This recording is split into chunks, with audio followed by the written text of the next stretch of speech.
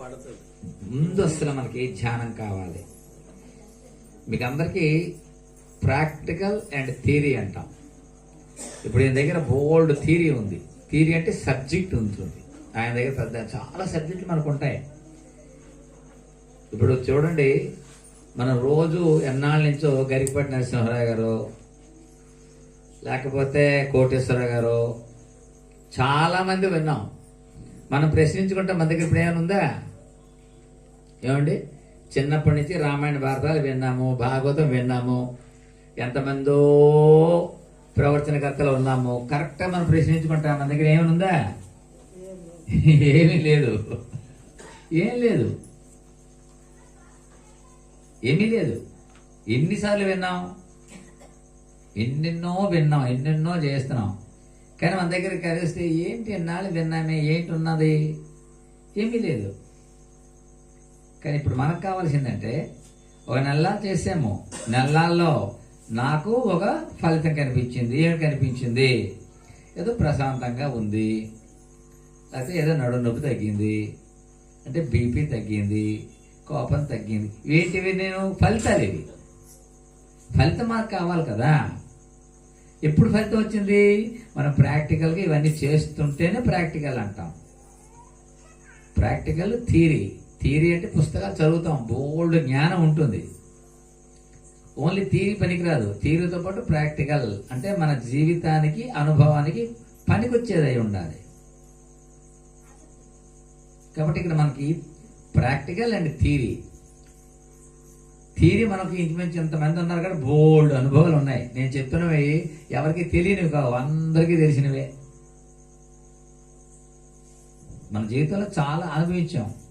కానీ ఈ అనుభవించింది ఎందుకు ఇలాగ అనుభవించాం, ఇక మీద ఎట్లాగా అనుభవించాలి, ఇవన్నీ ఇప్పుడు తెలుసుకుంటున్నాం. ప్రాక్టికల్గా తెలుసుకుంటాం, ప్రతిదాన్ని ఆచరిస్తున్నాం. ఆచరించటం వల్ల మనం చాలా మార్పులు వస్తాయి. ఆచరణ కావాలి, ప్రాక్టికల్ కావాలి. అట్లాగే మనం ఓ 15 నిమిషాలు ఎప్పుడైతే ఈ ప్రాణాయామం చేస్తామో, రాబోయే రోజులకు ప్రాణాయామం పెట్టాం. ఎందుకు? మీరు ఇంటి దగ్గర చేసుకోండి అంటాం. మీకు ఇక పావు గంట సేపు ప్రాక్టికల్గా పెడితే థియరీ చాలా ఉంది నేర్చుకోవాల్సింది. ఇక్కడ ఎందుకు? మీ అంతటా మీరు మళ్ళీ చేసుకోగలము అన్న స్థాయి రావడం వరకు 15 రోజులు, 10 రోజులు ఇది పెడతాము. ఆ తర్వాత మరి ఇంకా ఇక్కడ చెప్తామండి, చెప్పాము రాబోయే రోజుల్లో. కానీ ఇక్కడ ఒక 10-15 రోజులు చేయగానే మనకు ఆటోమేటిక్గా బాడీకి అలవాటు అయిపోతుంది. ఆ తర్వాత ఇక్కడ చెప్పడం ఉండదు. ఇండియా చేశారో లేదో అడుగుతాం. నీకు ఏదైనా ఉంటే చికాకు ఉందనుకో, ఒక పావు గంటగా చేసుకున్నాం అనుకో, శరీరం ఫ్రీ అయిపోతుంది అనమాట. రాబోయే రోజులు ఇంటితో ఖచ్చితంగా చేసుకుంటాం. అది చేయకపోతే ఆ శరీరం ఒప్పుకోదు, వేలంతా బరువు అయిపోదు, ఏదోలాగా ఉంటుంది. అంచేత రాబోయే రోజుల్లో ఒక్కొక్కటి ఇక్కడి నుంచి ఎలిమిట్ చేసేస్తుంటాం. అన్నీ ఇక్కడ చేస్తే మన గంట టైంలో ఎక్కడ దొరుకుతుంది? మనం నేర్చుకోవాల్సినవి ఎంత ఉందో అవన్నీ నేర్చుకుంటేనే నిజమైనటువంటి స్థాయికి వెళ్తాం. అన్నీ ఇక్కడ ప్రాక్టికల్ కాదు. అంచేత కొద్ది రోజులు మనం 1వ తేదీ వరకు ఇక్కడ ఈ 15 నిమిషాలు ఈ థియరీ చేయించండి. అవనేయండి, టైము నేర్చుకొని బోల్డ్ టైం ఉంది ఇంకా. అంటే సబ్జెక్టు ఇది కావాలి, ప్రాక్టికల్. రేపొద్దున నీకు ఇంటికి వెళ్ళిన తర్వాత మనసు బాగలేదు, లేకపోతే అన్నం అరగలేదు, లేకపోతే ఒళ్ళుళ్ళు పెట్టింది, అప్పుడు మనకేంటి ఇక్కడ నేర్చుకున్నా కాబట్టి ఒక 15 నిమిషాలు కానీ కూర్చొని చేసామనుకో, ఒళ్ళంతా ఫ్రీ అయిపోతుంది. అది ఇక్కడ నేర్చుకోవాలి. మంచిగా 10-15 రోజులు చేస్తే అందరికీ అలవాటు అయిపోతుంది. మనం 1వ తేదీ నుంచి ఈ టైం మరి ఇంకా మరో దాన్ని వినియోగించుకుంటాం. ఆ టైం అడుగుదాన్ని వినియోగించుకుంటాం, మార్చుకుంటాం షెడ్యూల్. అందుచేత ఇవి చేయండి. ఇప్పుడు సబ్జెక్ట్ కొద్దిగా చెప్తాం, ప్రాక్టికల్ ఎక్కువ కావాలి. మనం చేసేది ప్రాణాయామం ప్రాక్టికల్, శరీరానికి ప్రాక్టికల్ ఇస్తాం. అలాగే మెడిటేషన్ ప్రాక్టికల్. మన శ్వాస మీద ధ్యాస పెట్టి కూర్చోవడం వల్ల నీ శరీరంలో ఎంతో మార్పులు జరుగుతాయి. అందరికీ చెప్పాను, మీరు కూర్చోవటం వల్ల మీ శరీరంలోని ఒక రకమైనటువంటి శక్తి ప్రవేశిస్తుంది. శక్తి ప్రవేశించినప్పుడు మన శరీరంలో నొప్పులు వస్తాయి. తలనొప్పి రావచ్చు, కాళ్ళు నొప్పులు రావచ్చు, ఏదైనా రావచ్చు. అవి వచ్చినంత మాత్రం జడిచిపోవడానికి వీల్లేదు. అవి వస్తాయి, ఖచ్చితంగా వస్తాయి. వాటి తెలిసిపోయాం అనుకోండి, ఇంకా మనం ముందుకు వెళ్ళాం. అందుకు మీకు చెప్పింది, ఒళ్ళు నొప్పులు వచ్చినా, ఏ రకమైన పెయిన్స్ వచ్చినా అవి మీలో తగ్గుతున్నాయి. మీ లోపల ఏవైతే సమస్యలు ఉన్నాయో ఆ సమస్యలు తగ్గుతున్నాయి అని అర్థం చేసుకోవాలి. అదే మనకి ఇవాళ చెప్పినటువంటి క్లాసులో అదే చెప్తుంటాడు. రాబోయే రోజుల్లో మీరు ఎవరు కూడాను గైడెడ్ మెడిటేషన్ ఉంటుంది. గైడెడ్ మెడిటేషన్ పెట్టకండి. ఎందుకు? కొంతమంది డీప్ మెడిటేషన్ చేస్తున్నప్పుడు ఈ మాటలన్నీ వినిపిస్తుంటే అటు వెళ్ళలేం ఇటు వెళ్ళాం. మీకు ఆల్రెడీ అర్థమైపోయింది కదా మెడిటేషన్ చేయడం. అలాగే మెడిటేషన్ చేయడం ఏంటవుతుంది నేను అందరికీ చెప్పాను కదా. అర్థం మళ్ళీ విన్నాం అనుకోండి, అప్పుడు మనం బుర్ర అనేది ఏమవుతుంటే మళ్ళీ అటే వెళ్తుంటుంది. హాయిగా మ్యూజిక్ పెట్టినప్పుడు మీ తలక లోతుల్లోకి అట్లా వెళ్ళిపోతుంటుంది. ఇవేవి ఉండకూడదు. అంతేత గైడెడ్ మెడిటేషన్ అవసరం లేదు. గురువుగారి మెడిటేషన్ మధ్యలోని అడ్వర్టైజ్మెంట్స్ కానీ గైడెడ్ ఏమి ఉండదు, కంటిన్యూ ఉంటుంది. మధ్యలో ఏమీ ఉండదు, అలాగా తీసుకెళ్ళిపోతుంటుంది అనమాట గైడెడ్ మెడిటేషన్ కాకుండా. కాబట్టి గైడెడ్ కూడా కాకుండా పత్రిజీ గారి తాలూకా డైరెక్ట్ మ్యూజిక్స్ ఉంటాయి. అవి మీరు ఎంత హాఫ్ అన్ అవర్ 20 నిమిషాలు, అంతకన్నా ఒక 20 నిమిషాలు పెట్టుకోండి, అంతకన్నా పావు గంట పెట్టుకోండి, అంతకన్నా ఏమీ అక్కర్లేదు, కొంచెం షెడ్యూల్ మారే వరకు. సో ఇవాళ సబ్జెక్ట్ ఏదైనా చెప్పుకుందాము. అంచేత మీ అందరికీ చెప్పేది ఏంటంటే, మనము ఈ ప్రాణాయామం చేయటం వల్ల శరీరంలో ఉండేటువంటి అనేకమైనటువంటి సమస్యలు తీరి మనం చేసేటువంటి సమయంలో శరీరానికి కావలసినంత ఆక్సిజన్, ప్రాణవాయువు అందటం వల్ల శరీరంలోని కొన్ని కోట్ల జీవకణాలు ఉంటాయి. మన శరీరంలో బ్లడ్లోని కొన్ని కోట్ల జీవకణాలు ఉంటాయి. మనం ఎప్పుడేం చేసినా వాటంతటికీ కూడా పూర్తిగా ఆక్సిజన్ అందుతుంది. అప్పుడు మన శరీరం ఉత్తేజంగా ఉంటుంది. అది మనం తెలుసుకోవాలి. అలాగే మెడిటేషన్ చేసినప్పుడు మన లోపల బోర్డు సమస్యలు ఉన్నాయి. ఆ సమస్యలన్నీ తీరడానికి మనం కూర్చోవటం వల్ల ఆ లోపల కాస్మిక్ ఎనర్జీ ప్రవేశిస్తున్నప్పుడు మన శరీరంలో అనేక రకాలైనటువంటి ఇబ్బందులు కలగవచ్చు. ఎందుకంటే అక్కడికి ఇబ్బంది ఉంది. నీ కడుపులోనో, నీ గుండెలోనో, నీ మెదడులోనో ఎక్కడో సమస్య ఉందనుకోండి, అక్కడ నీకు నొప్పి రావడము, కదలికలు రావడము, తీవ్ర ఎక్కడము జరుగుతూ ఉంటాయి. అప్పుడు మనం జడిచిపోకూడదు. అది నీకు ఎప్పుడైతే నొప్పి వస్తున్నదో అది క్లియర్ అవుతున్నది, అది బాగవుతున్నది అని అనుకోవాలి. అంతేగాని చెయ్యటం వల్ల నొప్పి రావాలి కాదు, చెయ్యటం వల్ల నొప్పి పోతున్నది. నీకు ఏమవుతున్నది? నొప్పి పోతున్నది అని అర్థం. ఒక అరగంట సేపు కొంచెం నడుము నొప్పి వచ్చింది రాని, వాటిని మనం భరించాలి. ఇప్పుడు భరించకపోతే శాశ్వతంగా భరించవలసిన రోజులు వస్తాయి, అప్పుడు మనకు దొరకదు. అంచేత ఇవన్నీ మనం అర్థం చేసుకొని, మీకు ఏమైనా డౌట్ ఉంటే నన్ను అడగండి, చెప్తాను. సాధ్యమైనంత వరకు అన్నిటికీ డౌట్ తీస్తాను. అంచేత ఈ 2 ప్రాణాయామము, మెడిటేషన్ అనేది రెగ్యులర్గా జరగాలి. మనకు 1వ తేదీ వరకు ఇవి మనకి జరగాలి. ఇక ప్రాక్టికల్గా మనం ఒక సబ్జెక్ట్ చెప్పుకుందాము. ఏం చెప్పుకుందాము రాజుగారు? ఒక సబ్జెక్ట్ చెప్తాను. మనకు అన్నీ తెలిసినవే, మనకు అనుభవాల్లో తెలిసినవి చెప్పుకుందాం. యోగి, భోగి, రోగి. యోగి, భోగి, రోగి. ఎవరు యోగులు, ఎవరు భోగులు, ఎవరు రోగులు?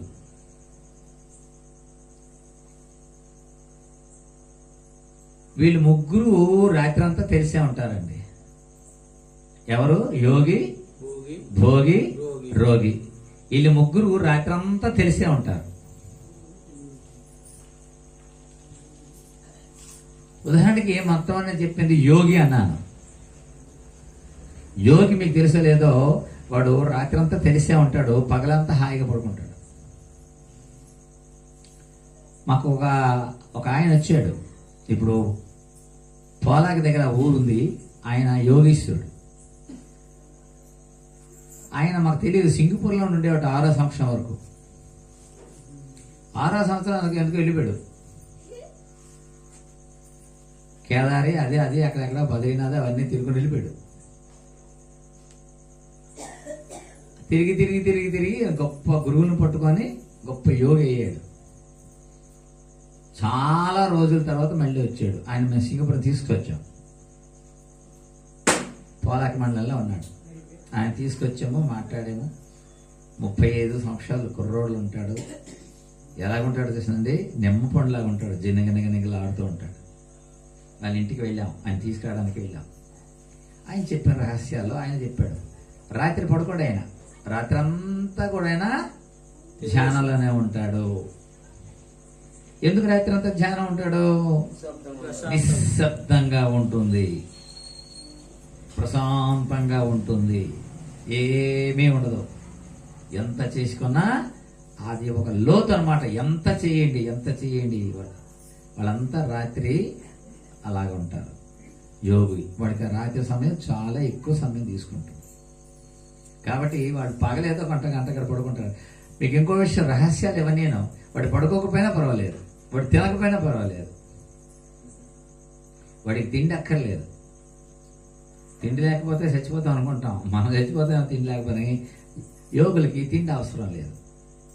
మన 4 సార్లు 5 సార్లు 6 సార్లు తినే చూడండి. పూర్వం మన రైతు వర్గాలు 5-6 సార్లు తినేవాళ్ళు. అలపొద్దని, మారు దెప్పకని, ఏమో పేర్లు మర్చిపోయాం కదా. ఇప్పుడు మనం అందరం ఉన్నాం.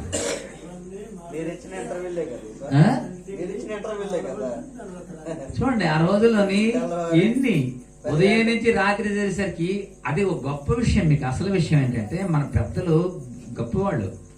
అన్నిసార్లు తినడం వల్ల సమస్య రాదు. ఎందువల్ల?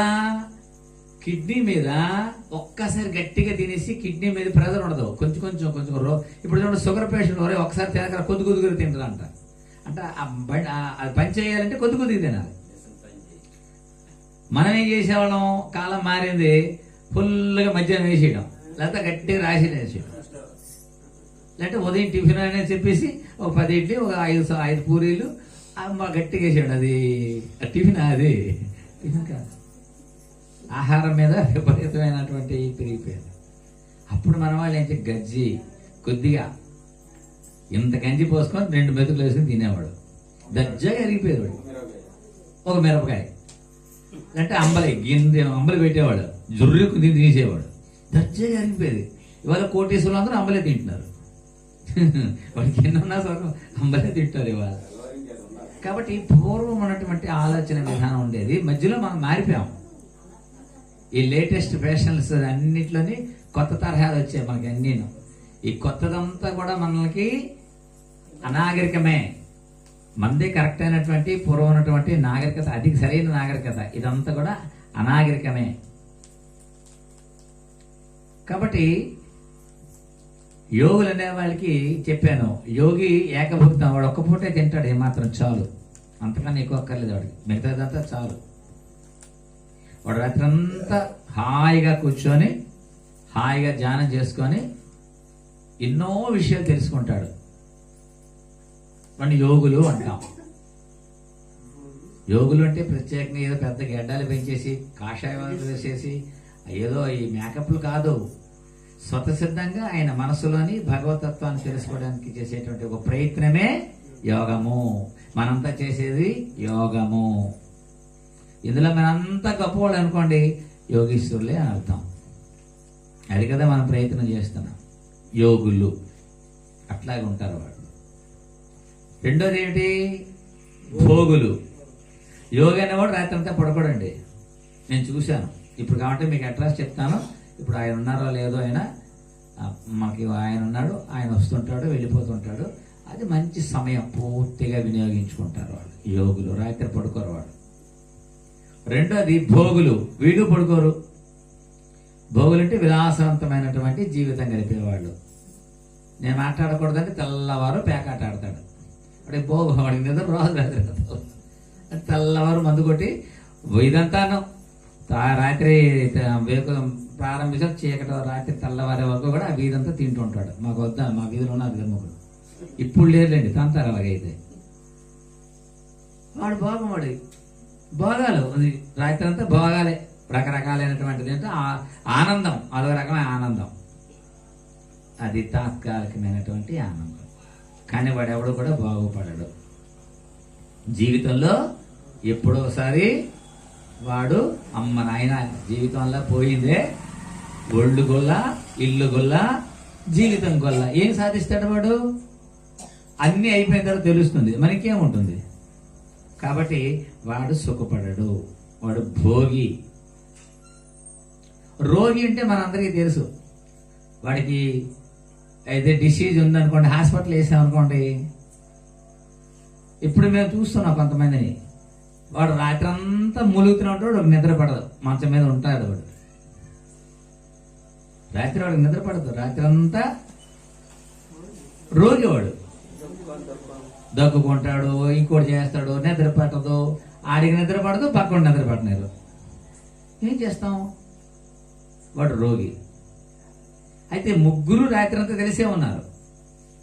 రోగి రాత్రి అంతా తెలిసి ఉన్నాడు, భోగి రాత్రి అంతా తెలిసి ఉన్నాడు, యోగి రాత్రి అంతా తెలిసి ఉన్నాడు. అందరూ సమానంగా తెలిసి ఉన్నారు. కానీ ఇందులో ఎవడు గొప్పవాడు అంటే భగవతత్వాన్ని తెలుసుకోవడానికి రాత్రంతా శ్రమపడేటువంటి యోగి గొప్పవాడు. మనం ఇవాళ ఒక్కసారి ఆలోచిస్తే, సొసైటీల గురించి ఆలోచిస్తే, ఎంతమంది సత్యాన్ని తెలుసుకోక అట్లాగే వెళ్ళిపోతున్న వాళ్ళు. జీవితంలో మార్పు రావాలి కాబట్టి నిత్యము ఇటువంటి మనం క్లాసులు పెట్టడం వల్ల, తెలుసుకోవటం వల్ల వాళ్ళంతా మారుతారు. ఇవాళ మనం మారుతున్నాం. ఖచ్చితంగా మళ్ళా మార్పు పొందలేదు, మీ అందరికీ తెలుసు. 15 రోజుల్లో మార్పు రాలేదని వాడు చేతెత్తుంది. మాకు ఏం లేదు సార్, అప్పుడు ఎలా ఉన్నాను ఇప్పుడు అలాగే ఉన్నాను వాడు చేతులెత్తండి. ఏ మార్పు రాలేదు సార్, నేను అట్లాగే ఉన్నాను, అప్పుడు ఎలా ఉన్నాను ఇప్పుడు అట్లాగే ఉన్నాను. ఈ 45 రోజుల్లో మార్పు రాలేదు, మనకి వచ్చింది కదా. ఎందుకు వచ్చింది? ధ్యానం చేస్తున్నాం. ధ్యానం వల్ల జ్ఞానం వస్తుంది. జ్ఞానము అంటే ఏమిటి? మనిషి అనేవాడు ఎట్లా ఉండాలి అని తెలుసుకొని ప్రవర్తించడమే జ్ఞానము. అది తెలియకపోతే అజ్ఞానము. కాబట్టి జ్ఞానము, మానవుడుగా పుట్టాము, మనం ఎట్లా బ్రతకాలి, ఏం చెయ్యాలి అన్నటువంటి విషయాలు ఎన్ని మనం ఎన్నాళ్ళు చెప్పుకున్నా ఉంటాయి. వాటి వల్ల మన మార్పు వస్తూ ఉండాలి. ఆచరణ కావాలి. ఆచరించకుండా ఎన్ని విన్నా దండగే. మనం ఎన్ని వినలేదు, సుఖమే ఉంది, సుఖం లేదు. ఎన్ని విన్నామో మీరు ఉదాహరణ చూద్దరు కానీ విమర్శించకూడదు. మనం చాలా విషయాలు నేర్చుకుంటాం. ఇవన్నీ ఆచరించాలంటే కొన్నాళ్ళు పట్టచ్చు, కానీ ప్రయత్నం చేయాలి. గురువు గారు పత్రిజీ గారు చెప్తారు, ఒక్క 3 విషయాలు చెప్తారు చూడండి. అవి ఎంత గట్టిగా ఉంటాయో చూడండి, అది ఎంత మనం ఆచరించగలమో చూడండి. ఫస్ట్ అంటాడు, నో కామెంట్. ఎదుట వ్యక్తిని నువ్వు కామెంట్ చేయకు అంటాడు. నువ్వు అలాగా, నువ్వు ఇలాగా, అలాగా అని మనం సాధారణంగా అందరినీ ఎంచుతూ ఉంటాం. అది మహా తప్పు, పాపం. దానివల్ల ఏముంది నీకు? No comment. ఎవరిని కామెంట్ చేయకూడదు. ఈ భగవంతుడు అందరినీ పుట్టించాడు, అందరికీ బుర్ర ఇచ్చాడు. ఆలోచించిన వాడు మారుతుంటాడు, లేనివాడు ఎప్పుడో మారుతాడు. నీకెందుకు డ్యూటీ? అది చేయడానికి ఆయన ఉన్నాడు కదా, నువ్వెందుకు చేయాలి? No comment. దానివల్ల నువ్వు బలహీన పడిపోతావు. ఎదుట వ్యక్తిని ఎప్పుడైతే నువ్వు ఎంచడం ప్రారంభిస్తావో వాడికి ఏమీ అవదు. ఎవరికి పోతుంది? మనకే నష్టము, మనకి నష్టము. ఎదుట వ్యక్తిని మనం కానీ నింద వేసామా, ఎంచామా, అది మనకి నష్టం, వాళ్ళకి ఏమీ అవ్వదు. మీరు జాగ్రత్తగా చూసుకోండి, మీ జీవితంలో చూసుకోండి. మనం ఎవరికి ఏదైనా అన్నామనుకోండి, అది నీకే వస్తుంది, ఇంకా అనుమానం లేదు. అత్యంత గురుగారు నో కామెంట్. ఎవరిని కామెంట్ చేయకయ్యా. మనం కథ చెప్పారు కదా, పెద్ద కదా, దాని లక్షణం అది. నువ్వెందుకు మధ్యని నువ్వు తీసుకొచ్చి పరుపు మీద కూర్చోబెట్టినా దాని లక్షణం అది. అట్లాగే వాడి జీవితం, ఈ జీవితం ఇప్పుడు అట్లా తీసుకున్నాడు వాడు, అంతే. వాడు అలాగే ఉంటాడు. సృష్టికర్త గొప్పతనం అది.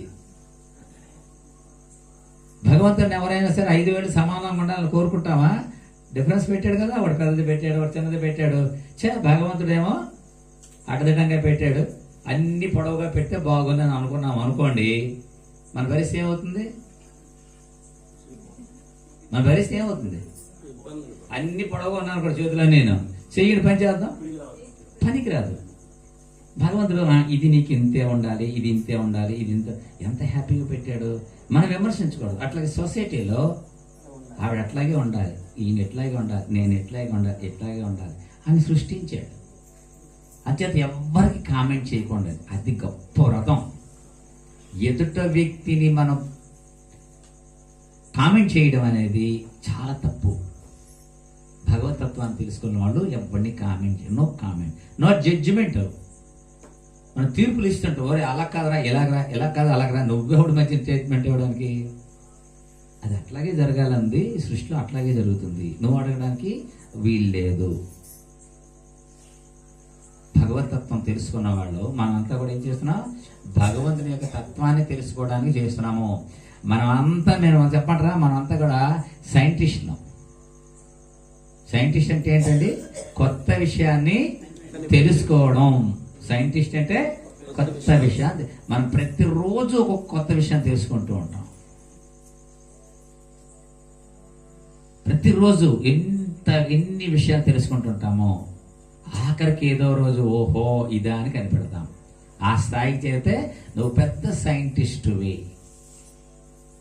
గొప్ప శాస్త్రజ్ఞులు. మనం ఈ టైంలో ఎక్కడో కూర్చొని ఏదో బాతాగా అనుకోవడం, ఇక్కడ కూర్చొని ఎందుకు మాట్లాడుతున్నాం? మనం ఎన్ని విషయాలు తెలుసుకుందాము. ఎన్ని సృష్టి ఏమిటి, ప్రపంచం ఏంటి, భగవంతుడు ఏంటి, ఈ మనుషులు ఏంటి, ఏమిటి ఇదంతా. ఈ రహస్యం తెలుసుకోవడమే గొప్ప విషయం. రాజుగారు మీకు ఏదో టైం ఇస్తానన్నారు కదా, టైం ఇచ్చేదా? అయితే ఇది హెచ్చు తగ్గుల గురించి చెప్పాం కదా. భగవంతుడు ఎక్కువ తక్కువ అని మనం అంటాం కదా. భగవంతుడికి అందరికన్నా గొప్ప తెలివైన వాడు. భగవంతుడు తెలివి తక్కువ అని ఎవరు అంటారా? ఎవరన్నారా? ఖచ్చితంగా అంటారు. దేవుడు ఎందుకు అలా చేసినాడమ్మా? దేవుడు మనకు అన్యాయం చేసాడమ్మా అనలేదా? మనం చాలా సార్లు భగవంతుడికి అక్షంతలు వేసాం. ఏ దేవుడు ఇలా చేసినాడు అంటాం, కానీ దేవుడు చాలా తెలివైన వాడు. ఒక కథ చెప్పేసి వెళ్ళిపోదామా? ఒక కథ. దేవుడు చాలా తెలివైన వాడు, మనం అనుకున్నట్టు తెలివి తక్కువ వాడు కాదు. అయ్యా రేపు మీ క్లాస్ ఇస్తాను, నాకు కథ చెప్పేస్తాను, ఓకేనా? అయితే ఒక కథ చెప్పేసి క్లోజ్ చేద్దాం. ఓకే, పర్లేదు, కథ అయిపోతుంది. అయితే పూర్వం మాస్టర్ ఉండేవాళ్ళట. మాస్టర్లోనే లెక్కల master, Telugu master, English master, science master, social master ఉంటారు కదా. తెలుగు మాస్టర్ ఎప్పుడు మాట్లాడుతుంటారు ఎక్కువగాను. లెక్కల మాస్టరు ప్రతిదీ కూడా లెక్కలు వేస్తాడు. ఇదైతే అంత అవుద్ది, ఇదైతే ఎంత అవుద్ది, ఇలాగైతే అంత లెక్కలు కదా లెక్కల మాస్టర్. ఆ లెక్కల మాస్టర్ ఒక రోజు పూర్వకాలం ఒక ఊరి నుంచి ఒక ఊరు వెళ్తున్నాడు. మంచి 12:30, 1 గంట అయింది. ఎండ చాలా తీవ్రంగా ఉంది. ఎండ తీవ్రంగా ఉంటే అడవిలో నడుస్తున్నాడు. పూర్వం అంతా అడవుల్లో నడవకు కదా, అప్పటికి రోడ్లు గట్ల లేవు కదా మనకి. నడుస్తున్నాడు. 12:30 అయ్యేసరికి, 1 గంట అయ్యేసరికి చెట్టు కిందేమో మర్రి చెట్టు కింద కూర్చున్నాడు. హాయిగా గాలి వేస్తుంది. పడుకున్నాడు, వెళ్ళకెళ్ళ పడుకొని హాయిగా పడుకున్నాడు. ఆలోచిస్తున్నాడు. ఏం చేస్తున్నాడు? ఆలోచిస్తున్నాడు. బడలికి కదా నడిచాడు చాలాసేపు ఉదయం నుంచి. అలా కూర్చుంటే మీద చూసేసరికి మర్రి చెట్టు చూస్తే ఆ మర్రి చెట్టుకి ఎంత పళ్ళు ఉంటాయండి? మర్రిపండు ఇంతే ఉంటుంది. మర్రిపండు చిన్న పళ్ళు వల్ల చెట్టు నిండా కూడా పళ్ళు ఉన్నాయి. ఇంతేసి పళ్ళు ఇచ్చాడు. అయ్యేసరికి అనుకున్నాడు లెక్కల మాస్టర్, చూడండి ఇంత పెద్ద మర్రి చెట్టుకి ఇంతేసి పళ్ళు ఇచ్చాడు, అసలు నడుమే ఎత్తదు. ఏది గుమ్మిడిపాదు నడుమే ఎత్తదు, కానీ దానికి ఎంత కాయ ఇచ్చాడు. గుమ్మిడిపాదుకి ఎంత కాయ ఇచ్చాడు, ఎంత పెద్ద చెట్టుకి ఇంతేసి కాయలు ఇచ్చాడు. భగవంతు ఎందుకంటే లెక్కల మాస్టర్ కదా, లెక్కలు వేసాడు అన్నమాట. ఇంతకు అంత ఉండాలి, ఇంతకు అంత ఉండాలని. అంచేత భగవంతుడికి బుర్ర లేదు. భగవంతుడికి బుర్ర లేదు. లేకపోతే దీనికి ఎంత ఇవ్వడం ఏంటి, దానికి అంత ఇవ్వడం ఏంటి అనుకున్నాట. అనుకొని కాస్త అలాగా నిద్రపడిచింది. నిద్రపడి మంచి శాఖ తీస్తున్నాడు. ఇంతట్లోగా ఆ చెట్టు మించి ఒక కాయ వచ్చి గుండె మీద పడ్డది. గుబుక్కుని తెలివి వచ్చింది. తెలివి వచ్చేసరికి ఏమనిపించింది? అమ్మ నాయన, నేను అనుకున్నట్టు ఈ చెట్టుకి ఇంత కాయ ఇస్తే ఆ కాయ నా గుండె మీద పెడితే ఈ పాటి నేను ఠబామని చచ్చిపోయేవాడిని. అంతే కదా? ఆ చెట్టుకి అంత కాయ ఇస్తే అది ఇప్పుడు నా గుండె మీద పెడితే ఈ పాటికి ఠా ఎగిరిపోయేవాడిని. So God is great. భగవంతుడు చాలా తెలివైన వాడు. దేనికి ఎంత ఇవ్వాలో అంతే ఇస్తాడు అని అప్పుడు లెక్కల రాశికి అర్థమైంది. సృష్టి భగవంతుడు ఎంత గొప్పవాడో. అంచేత నాకేది ఇచ్చాడో నాకు అది ఇచ్చాడు, తృప్తి పడాలి. నాకు అంత ఇస్తే బాగున్నాం, ఇంత ఇస్తే నువ్వు భరించలేవు. నీకు భరించడానికి ఏది ఇవ్వాలో భగవంతుడు ఏది ఇచ్చాడో దాంతో తృప్తి పడు. ఇంకెంత ఇవ్వాలో అంత ఇస్తాడో తృప్తి పడు.